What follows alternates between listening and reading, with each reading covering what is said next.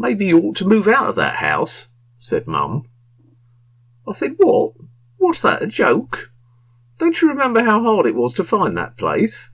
It was the only one I could even possibly afford.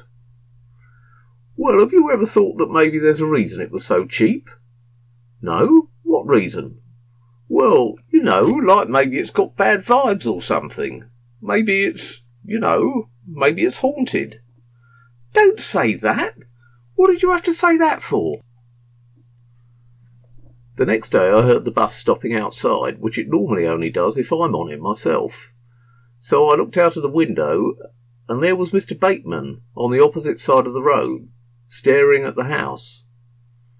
So I did a bit of hoovering and looked again. He was still there. So I made a cup of tea and looked again. He was still there. In the end I went out to speak to him. Hello, Mr. Bateman. What are you doing here? I'm waiting for the bus back, he said. But that's not for 2 hours, Mr. Bateman. Well, he said, I live by myself. I don't have to hurry home. Would you like a cup of tea? I said. I used to live here, he said. Did you? I said. In this house? Yes, he said, in this house.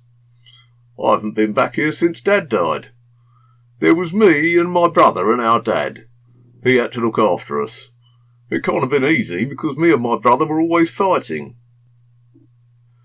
Mum died of cancer in that front bedroom upstairs. Our fights were even worse after that.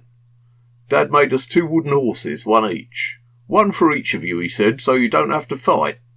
But my brother's one got broken, and he said it was my fault, so I ought to give him mine.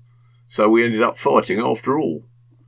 Then my brother stole my one and hid it somewhere. I never did find out where he hid it. Perhaps he would have told me in the end, but he had an accident and died. He drowned in the lake, that lake behind the house.